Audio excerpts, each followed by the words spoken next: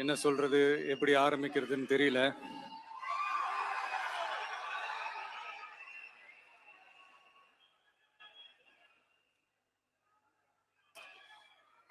சினிமாவில் எப்படியாவது கஷ்டப்பட்டு வெற்றி அடையணும்னு இருந்த ஒரு சாதாரண அசிஸ்டன்ட் டைரக்டருக்கு பிறந்த ஒரு பிள்ளையா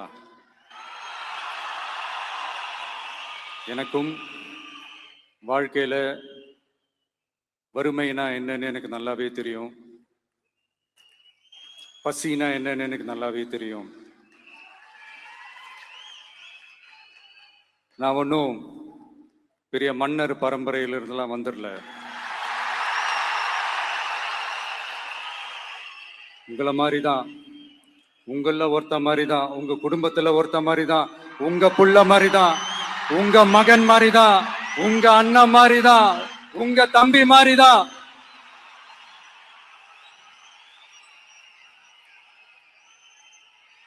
அப்படிதான் நான் உணர்றேன். நீங்களும் என்ன அப்படி நினைச்சதுனாலதான் சினிமாவில் எனக்கு ஒரு மிகப்பெரிய ஒரு இடத்த ஒன்று கொடுத்தீங்க. அதையெல்லாம் விட்டுட்டு உங்களுக்காக நன்றி கடன் செலுத்துறதுக்காக அரசியலுக்கு வந்த உங்க விஜய, இந்த விஜய, நீ வா விஜய், நாங்களா இருக்கோம், பாத்துக்கிறோம். விஜய் தம்பி நீ வா, நாங்க இருக்கோம். விஜய் தம்பி நீ வா, நாங்க இருக்கோம்.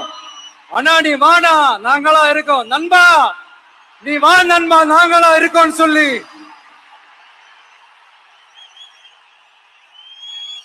அவ்வளவு அன்பா, அவ்வளவு உறவா என்ன ஏத்துக்கிட்டீங்க.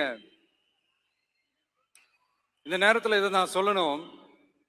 இந்த டிராவல்ல, இந்த ப்ராசஸ்ல எனக்கு எவ்வளவோ கஷ்டங்கள், எனக்கு எவ்வளவோ இந்த அவமானப்படுத்தினதெல்லாம் ஒரு பக்கம் இருந்தாலும், எனக்காக கூட நின்ன உங்களுக்கும் அதே மாதிரி கஷ்டங்கள், அதே மாதிரி அவமானங்கள், அதையெல்லாம் நீங்க பெருசா எடுத்துக்காம, அதையெல்லாம் நீங்க பொருட்டாவே எடுத்துக்காம, என்னோட வலிகளை, என்னோட வேதனைகளை உங்களோட தான் நினைச்சு என் கூடவே நின்னு இன்னைக்கு சி ஜோசப் விஜய் எனும் நான்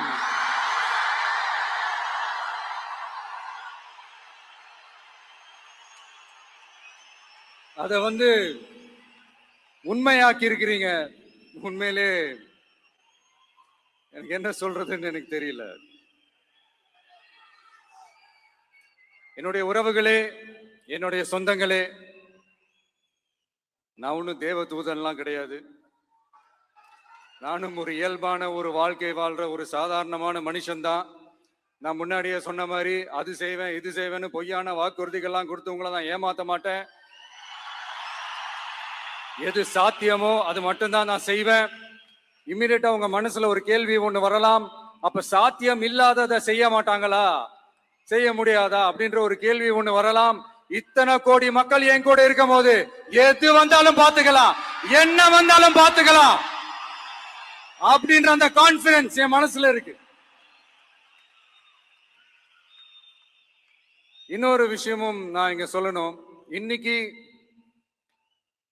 நம்ம தமிழ்நாடு கவர்மெண்ட் இருக்கிற அந்த நிலைமையை பத்தி நான் உங்ககிட்ட நான் சொல்லணும். கிட்டத்தட்ட 10 லட்சம் கோடிக்கு மேல கடன் வாங்கி வச்சுட்டு போயிருக்கிற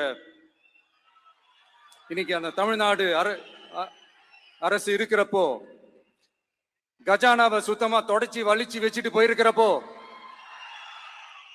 தூக்க முடியாத சுமையை ஏத்தி வச்சுட்டு போயிருக்கிறப்போ,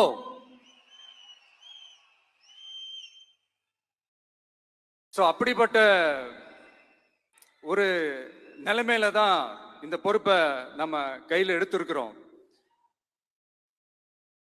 உடனே நீங்க நினைக்கலாம், என்னடா இவர் ஏதோ பொறி வச்சு பேசுறாரா அப்படின்ட்டு. அப்படிலாம் எதுவுமே கிடையாது. உள்ள போய் பார்த்தாதான் தெரியும் எது எந்த நிலைமையில இருக்குன்னு, என்ன இருக்கு என்ன இல்லை, எது எந்த நிலைமையில இருக்கு எது எந்த நிலைமையில இல்லை. அதையெல்லாம் பார்த்துட்டு உங்களுக்கு ஒரு வெள்ளை அறிக்கையா அதை வெளியிடணும்னு நான் நினைக்கிறேன். ஒரு டிரான்ஸ்பரண்டான ஒரு கவர்மெண்டா, அதாவது இன்னைக்கு நம்ம தமிழ்நாடு கவர்மெண்ட் இந்த நிலைமையில தான் இருக்கு அப்படின்றத உங்ககிட்ட சொல்லிட்டு I just want to take it forward from there. அதை தான் நான் முதல்ல செய்யணும்னு நினைக்கிறேன். தமிழ்நாடை பொறுத்த வரைக்கும் இப்போ யாரையாவது போய் ஏதாவது சந்திக்கணும் அப்படின்னா இந்த மூஞ்ச மூடிக்கிட்டு போய் சந்திக்கிறதோ, என்ன இந்த மறைமுகமா உங்களுக்கு தெரியாம போய் சந்திக்கிறதோ அப்படிலாம் நான் செய்ய மாட்டேன். எதுவா இருந்தாலும் வெளிப்படையாக ஒளிவு மறைவு இல்லாம தான் நான் செய்வேன். இவ்வளவு பெரிய ஒரு பொறுப்பை என் கையில கொடுத்துருக்கிறீங்க. அதே நேரத்தில் எனக்கு கொஞ்சம் அவகாசமும் நீங்க கொடுக்கணும்னு நான் ரிக்வெஸ்ட் பண்ணி கேட்டுக்கிறேன். நான் சொன்னதையெல்லாம் படிப்படியா நிறைவேற்ற நான் ட்ரை பண்ணுவேன், நிறைவேற்றுவேன். அதே நேரத்தில் எனக்கு கொஞ்சம் அவகாசம் கொடுத்தீங்கன்னா எனக்கு கொஞ்சம் உதவியாகவும் ஒத்துழைப்பாகவும் இருக்கும். இது உங்களுடைய ஆட்சி. பெண்கள் பாதுகாப்பை ரொம்ப ஸ்ட்ரிக்டா வச்சிருப்பேன். போதைப் பொருள் கலாச்சாரம் அதை கண்ட்ரோல் பண்றதுக்கு என்னென்ன ஸ்டெப்ஸ் எடுக்கணும், என்னென்ன முயற்சிகள் எடுக்கணும், இன்னிலிருந்தே அதை நான் எடுப்பேன். நம்ம பசங்களை அதுல இருந்து காப்பாற்ற வேண்டியது நம்ம அரசனுடைய பொறுப்பு.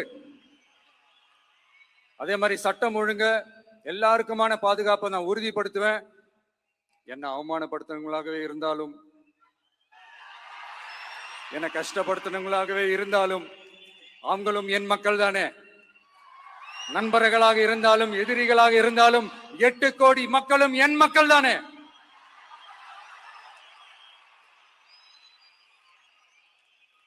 அது மாதிரி இந்த அடிப்படை விஷயங்கள், கல்வி, ரேஷன், மருத்துவம், குடிநீர், சாலை வசதி, பஸ் வசதி, இந்த மாதிரி விஷயங்கள்ல தான் என்னுடைய முழு முதல் கவனம் செலுத்தணும்னு எனக்கு தோணுது. நான் முன்னாடியே சொன்ன மாதிரி மக்கள் பணத்துல இருந்து ஒரு பைசா கூட நான் தொட மாட்டேன். எனக்கு அது அவசியமும் இல்லை. அது உங்களுக்கு நல்லாவே தெரியும். இந்த விஜய் தப்பு பண்ண மாட்டான், தப்பு பண்ணவும் விட மாட்டான். அது யாராக இருந்தாலும் சரி, என்னோட கவர்மெண்ட்ல என் கூடவே இருக்கிறவங்களாகவும் சரி, விட மாட்டான். சப்போஸ் யாருக்காவது அப்படி ஒரு எண்ணம் மனசுல இருந்துச்சுன்னா, நம்ம ஜெயிச்சுட்டோம், ஒரு ஆட்டம் ஆடி பார்க்கலாம் அப்படின்ற எண்ணம் யாருக்காவது இருந்துச்சுன்னா இப்பவே இந்த நிமிஷமே அதை எரேஸ் பண்ணிருங்க.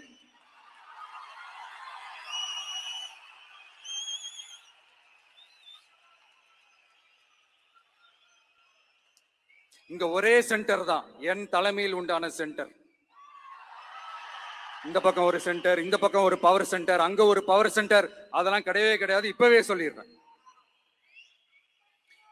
பெண்கள், இளைஞர்கள், விவசாயிகள், அரசு ஊழியர்கள், ஆசிரியர்கள், உழைக்கிற மக்கள், மீனவர்கள் எல்லாருமே நம்ம டிவிக்கு அரசுல நல்லா இருப்போம், நல்லா இருப்போம், நல்லா இருப்போம். பிறப்புக்கும் எல்லா உயிர்க்கும் அப்படின்றத நம்ம சமரசம் இல்லாத அடிப்படை கோட்பாடு.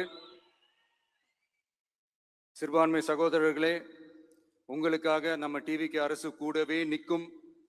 உங்களுக்கு அதுல எந்த விதமான சந்தேகமும் வேணாம். இந்து, முஸ்லிம், கிறிஸ்தவர்களுக்கான முகம்தான் இந்த விஜயனுடைய முகம்.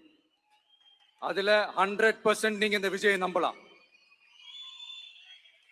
இப்படி ஒரு சூழலை ஏற்படுத்தி கொடுத்த தமிழ்நாட்டு மக்கள், ஒட்டுமொத்த மக்கள், உங்கள் அனைவருக்கும் இந்த நேரத்தில் என்னுடைய நன்றியை தெரிவிச்சு, இன்னொருத்தவங்களுக்கு முக்கியமா நான் நன்றி சொல்லணும். அது இந்த விஜய் மாமாவோட குட்டி நண்பா, நண்பி.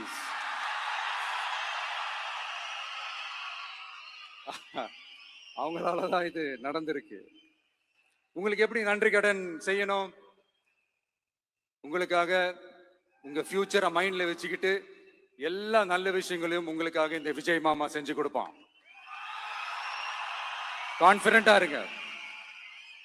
அதே மாதிரி இன்னொருத்தவங்களுக்கும் நான் முக்கியமா நன்றி சொல்லணும். உங்களை எப்படி நான் மறப்பேன்? நீங்க தான் என்னோட உயிராச்சு. தமிழக வெற்றி கழக தோழர்களே,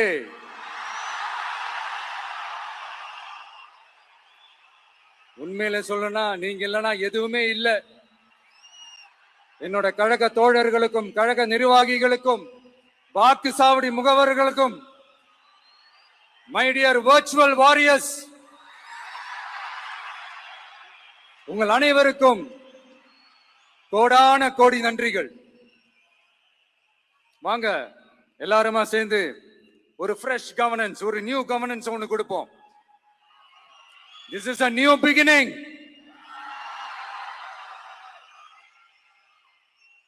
A new era of a real secular social justice starts now.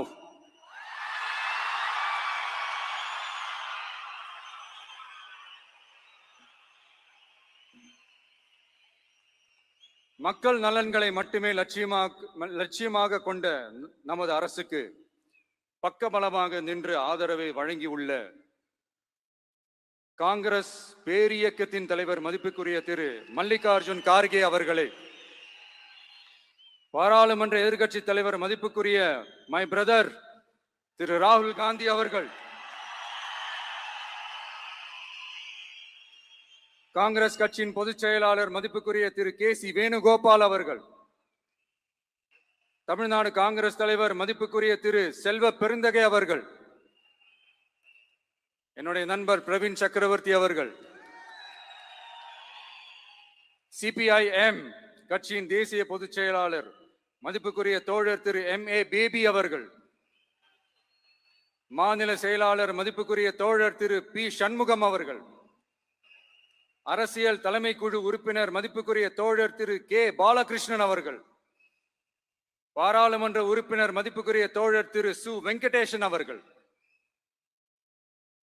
நமது அரசுக்கு ஆதரவு வழங்கியுள்ள விடுதலை சிறுத்தைகள் தலைவர் மதிப்பிற்குரிய அண்ணன் திரு திருமாவளவன் MP அவர்கள், நாடாளுமன்ற உறுப்பினர் மதிப்புக்குரிய திரு ரவிக்குமார் அவர்கள், சட்டமன்ற குழு தலைவர் மதிப்பிற்குரிய திரு வன்னி அரசு அவர்கள், சிபிஐ கட்சியின் தேசிய பொதுச் செயலாளர் மதிப்புக்குரிய தோழர் திரு டி. ராஜா அவர்கள், மாநில செயலாளர் மதிப்புக்குரிய தோழர் திரு M. வீரபாண்டியன் அவர்கள், முன்னாள் தமிழ்நாடு மாநில செயலாளர் மதிப்புக்குரிய தோழர் திரு ரா.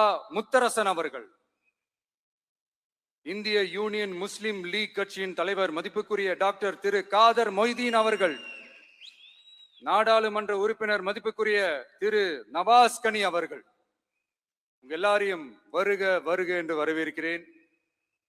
முக்கியமா இந்த மாதிரி நேரத்துல எனக்காக நீங்க குரல் கொடுத்ததுக்கும், எனக்காக நீங்க சப்போர்ட் பண்ணி கூடவே நின்னதுக்கும் உங்க எல்லாருக்கும் இந்த நேரத்துல என்னுடைய நன்றியை தெரிவிச்சுக்கிறேன். கான்பிடென்டா இருங்க,